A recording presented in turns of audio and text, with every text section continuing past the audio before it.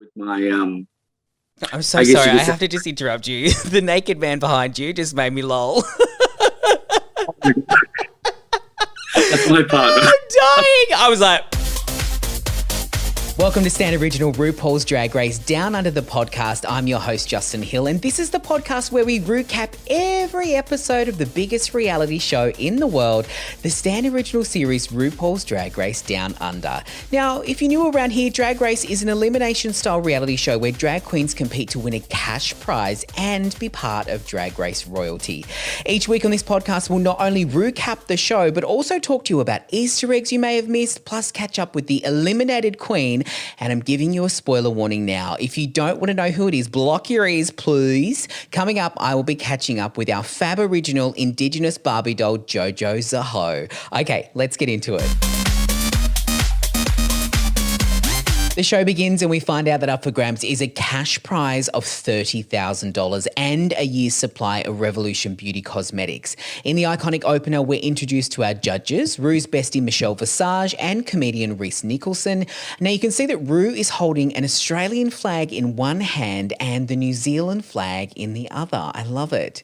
The first queen to sashay into the workroom is Art Simone from Melbourne. Now she's literally wearing her brand. Her dress is splattered with paint, her hair is multicolored, and even her necklace is dripping paint. As the first queen to walk onto the workroom on RuPaul's Drag Race Down Under, Art joins other queens like Chanel, who was the first queen to walk onto the first episode of Drag Race ever, Delta Work from season 3, Willem from season 4, Detox, Miss Fame, and more. Up next is Ms. Maxi Shield. Now, Maxi Shield, who is the tradie of the season, as the girls say, she's all boobs and all bum and is an icon on Oxford Street in Sydney. Now, if you've never been, Oxford Street is like the gay epicenter of all things drag. Now, it is spreading out a little bit these days, but aren't we all? Up next is Jojo Zaho. Now, she's giving us a see-through fantasy with her outfit. Now, I'm not going to talk much about this because Jojo is coming up in the podcast and she has all the tea on her entry outfit, so keep listening for that.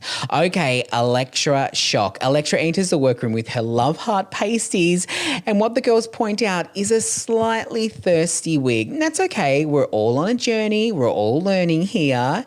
Scarlett Adams sashays in next. Now, it's all belts and straps for days when it comes to Scarlett Adams. She's our fashion queen, and when I caught up with her at the world premiere of RuPaul's Drag Race Down Under, she said that she was more than happy to take on that title. You were instantly, I kind of like earmarked as like the fashion queen, and I guess your entrance look told people a lot about who you are. Is that who you are, or is there many layers to you? Yeah, well, look, the one thing we could prepare for the show was what runways we were going to do. So, like, I want to put crap load of money and a crap load of time into these runways and show people that like I really love fashion and I know my references and I'm like worldly when it comes to like fashion and the history of fashion. So to be called a fashion queen is like an absolute honor. Welcome the one and only Coco Jumbo. Now this is classic Coco. She's got the curves, she's got the swerves and a smile that is as bright as her future. I love it. In tiptoes Ketamine. Now Ketamine is literally rainbow bright in real life. Do you guys remember that? And she has a big Priscilla Queen of the Desert foam hair, that cute little dress. It's a colour explosion. Etc. scurries into the workroom. Now Etc. is a self-proclaimed glamour bug. So she came as one. Why not? Anita Wiglet enters and gives us mature woman drag, but with a bit of a naughty side. She's got a whip and she's not afraid to use it. Now, here at this point is when we get this great moment where we discover that Keita and Anita are business owners and they have a bar together, and Elektra is their employee. Who could have seen that coming? Speaking of being at work, Karen from finance arrives in the workroom. Now, this outfit from Karen is iconic. She explained at the premiere last night that this look is inspired by Jane Fonda's outfit in the film 9 to 5, with just a sprinkle of her co-star and Karen's other favourite icon, Dolly Parton.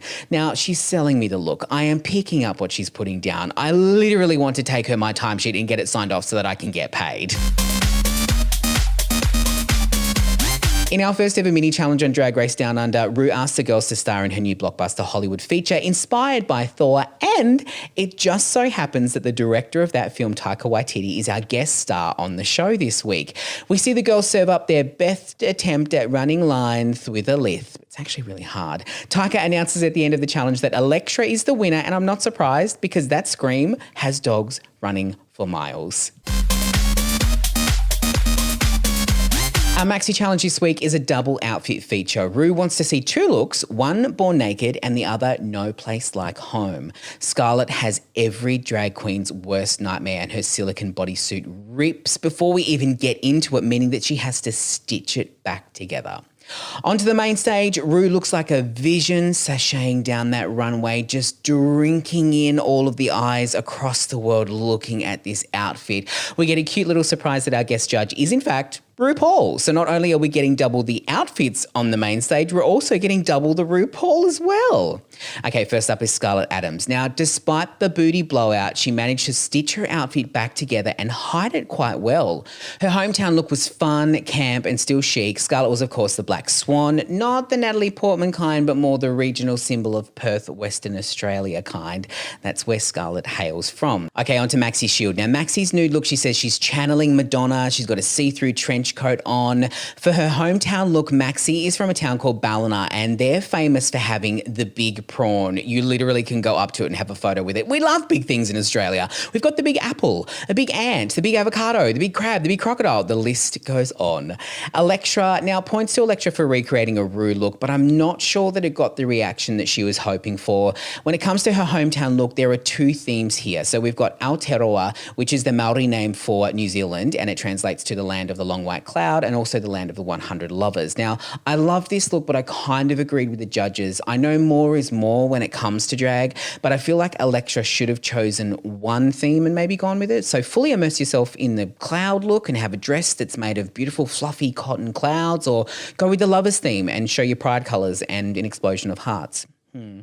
Coco Jumbo. Now, for her nude look, she serves us over-exaggerated eyes, lips, and hoops for her hometown look. Very much like Maxi, she's from a place called Coffs Harbour, and it's famous for the literal big banana. It's 50 feet long. You can go and see it. Also have your photo taken in front of it, hence her gorilla costume. Very clever and also very well-made costume as well. Etc. is in the parliamentary triangle. Now, etc. goes by they, them pronouns and use this moment to highlight their relationship with their gender. Now, I love this look. I love the message behind it. I'm certain that it rang true for a lot of non-binary people around the world. As for their hometown look, etc. mentioned the Parliamentary Triangle. Now, that's actually a thing. It's a location in Canberra, Australia's capital city, where etc. is from, and it's formed by Commonwealth, Kings and Constitution avenues. Buildings within the triangle have actually been located and designed intentionally for visual effect, and those of national significance are popular tourist attractions. We were also getting some politician vibes from this look as well. Lots of grey, kind of like, I'm thinking older people in Parliament. I don't know, maybe. Jojo Zaho was up next. Now, Jojo gave us fab original warrior queen for her nude look and a Marie Antoinette Indigenous inspired hometown look. And keep listening because I'll be chatting to Jojo more about her looks and some details that you may have missed on this incredible outfit. Karen from Finance. Karen served us up perfect glitter bodysuit realness for her born naked look. She whipped off that bikini, flashed us her nips, and even gave us a little merkin of yellow fluff. For her hometown look, now this is a scene that many Australians are familiar with. If you're listening from another country and didn't quite get the reference, basically every year we all wait to see who gets the messiest at the Melbourne Cup, which is a horse race hosted in Karen's hometown, and the pictures are so cringeworthy. They always include people with their shoes off, stumbling home after one too many bevies. Okay, Anita Wiglet is up next. Now, Anita goes back to the OG woman Eve with her born naked, complete with tasty yet dangerous apple. Her hometown look is that of a fluffy sheep, something very common in New Zealand, and Aussies do like to poke fun at Kiwis with their relationships with the sheep, something that I am not going to do because I love New Zealand. Kina Mean serves us up some nude balls that slap all around the place up and down the runway. She was tucked, but I mean, the balls they're on the outfit. No, you get what I mean. Then she gives us a fancy lady costume version of the New Zealand rugby team, the All Blacks. She's channeling a little bit of Bianca Del Rio vibes with this silhouette, I thought. And now we've got Art Simone. Now that nude look was amazing, very on brand for her. You know it's an incredible costume when you can't see where the makeup ends and the costume starts. Now let's chat about her hometown look. The first reveal of RuPaul's Drag Race Down Under. In fact, let's rewind it and discuss it some more. Rewind.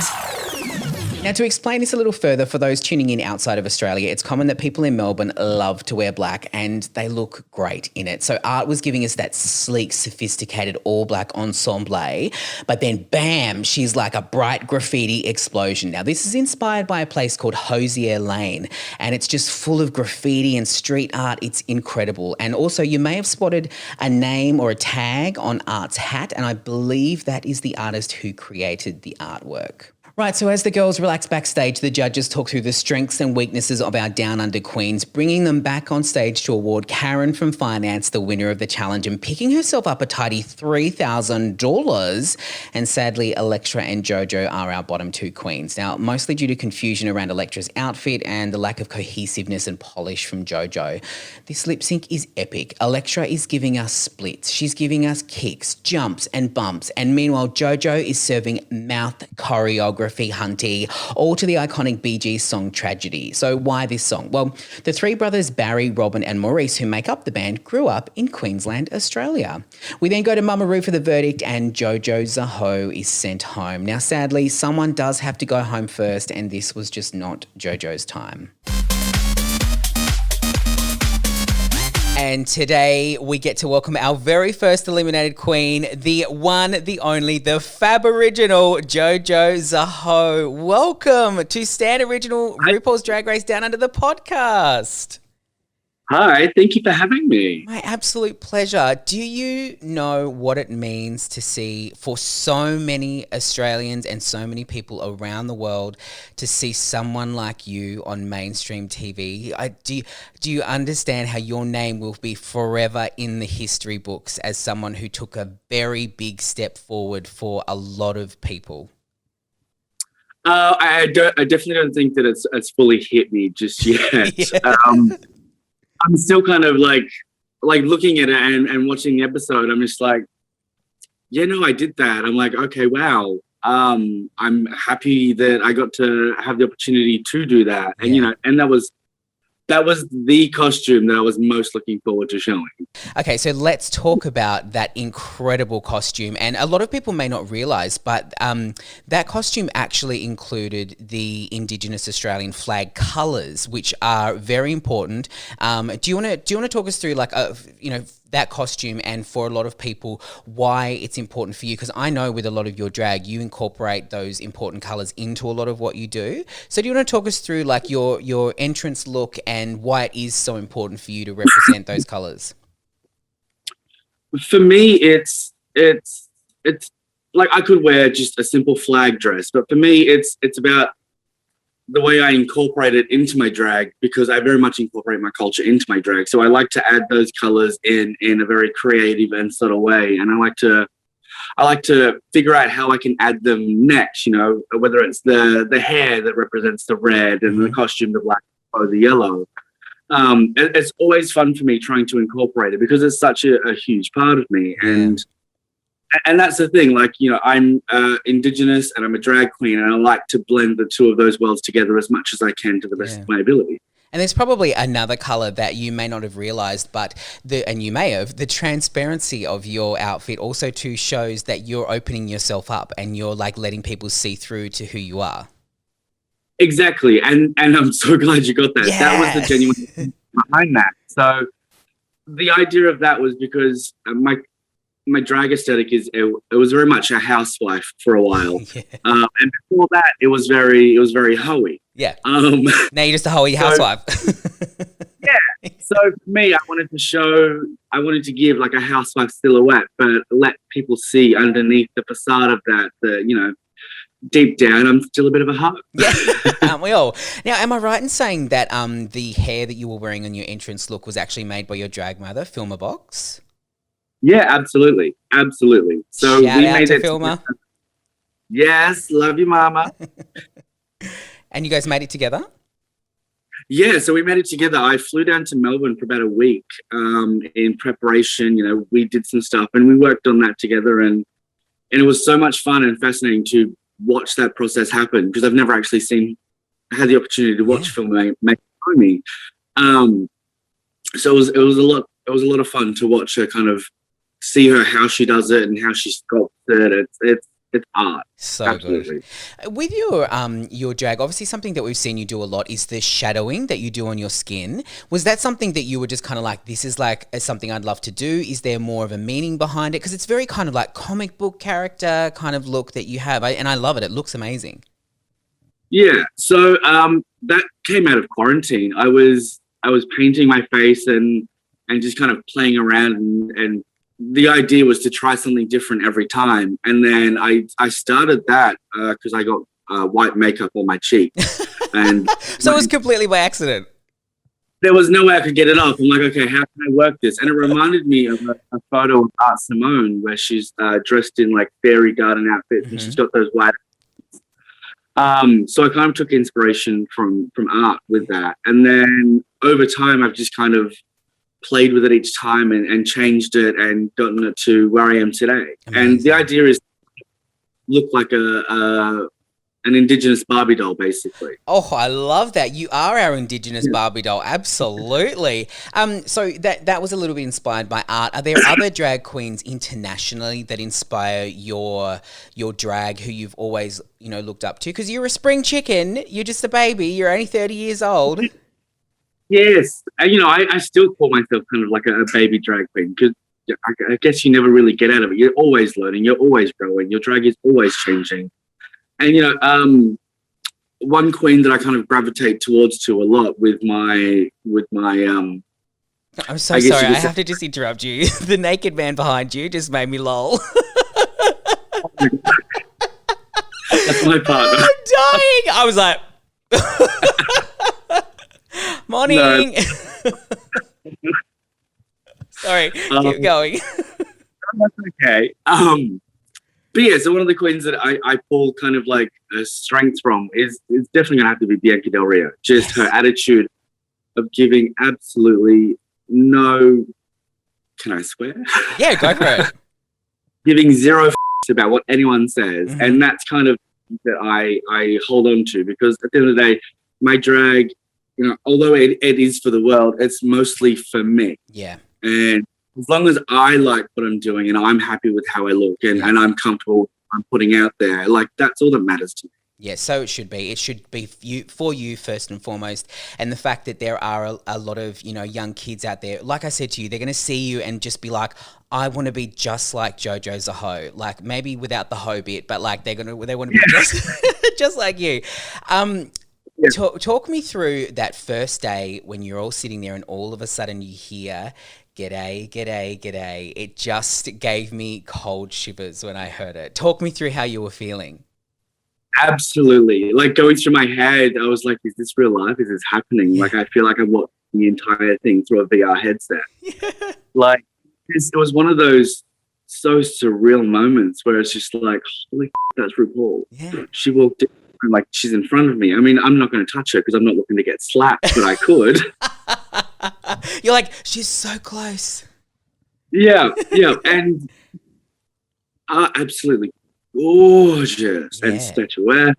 It's just, beautiful. Absolutely beautiful.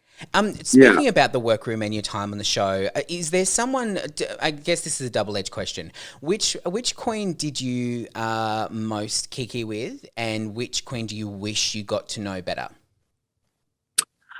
So the two queens that I mostly kikied with, kind of like off camera, you don't really get to see it in the episode, but I kikied with Art a lot. Yeah.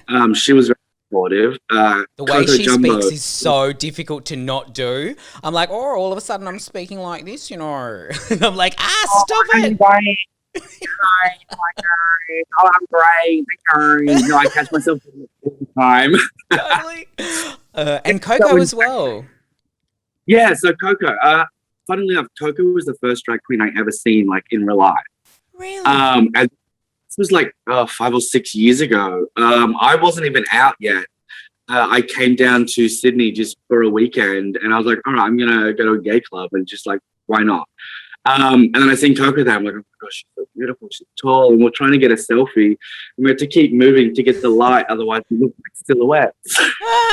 And that's so surreal. You're now on the reality TV show of all reality TV shows with the queen that you first saw do a drag show. Yeah. Does she know that she was the first? Yeah. That's wild. Yeah.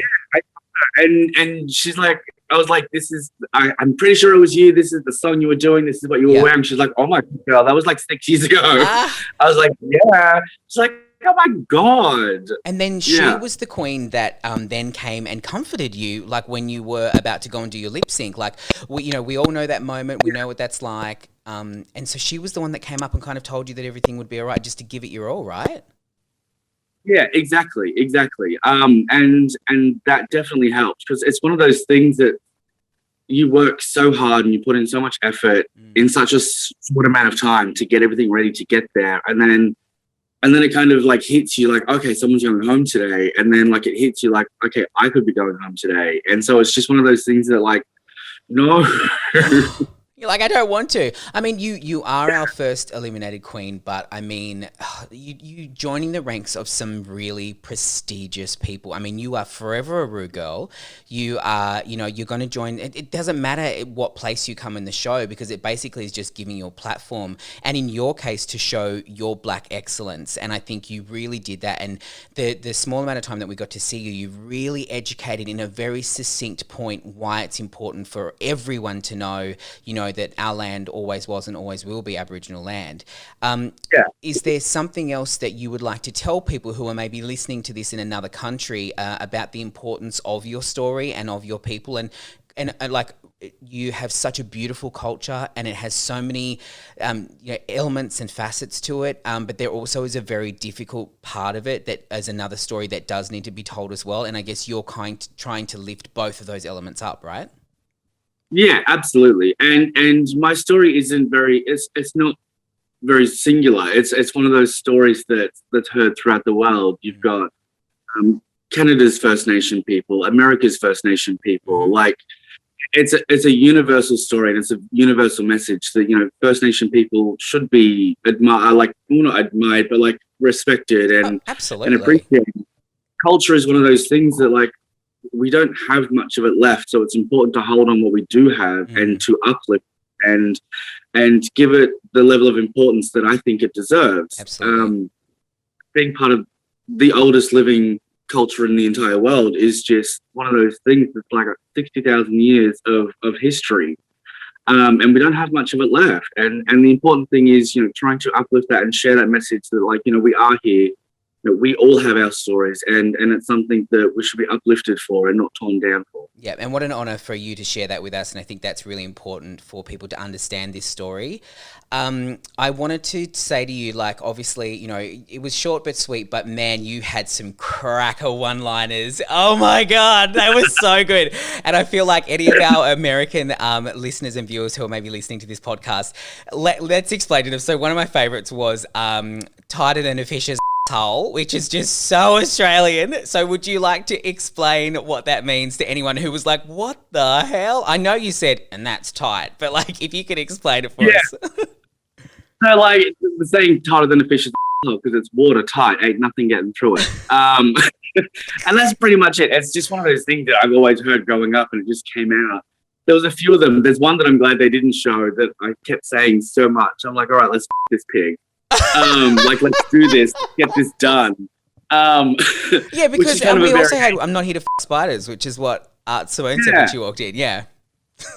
Exactly. And Aussie one-liners, there's so many of them, and they're stupid, they're absolutely filthy most of the time, but they're just fucking hilarious. They're just so good. I was so impressed, and I was like, wow, you got so many things in your time on camera. You got one-liners, you got education, you got, brilliant drag. You looked incredible. And also too, one thing I wanted to ask you about, when you showed your necklace in your final runway look, am I right in saying that the colours of the Aboriginal flag were in that necklace too? I saw a photo of you wearing... Absolutely.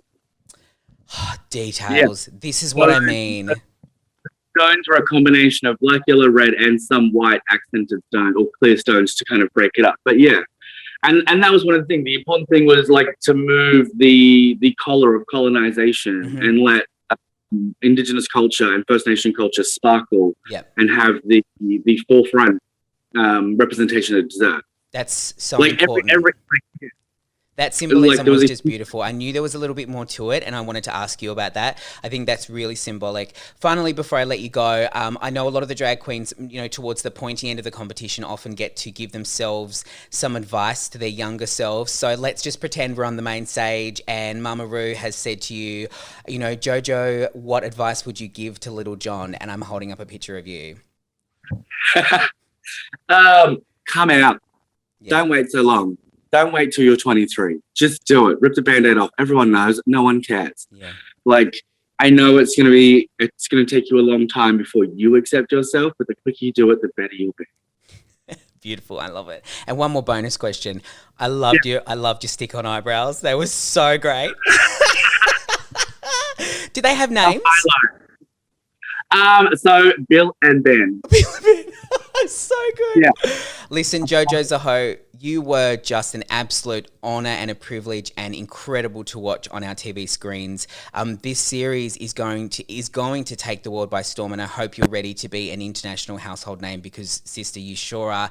You were the first Indigenous Australian on RuPaul's Drag Race, and you certainly will not be the last. And so thank you for paving the way for everyone to come after you.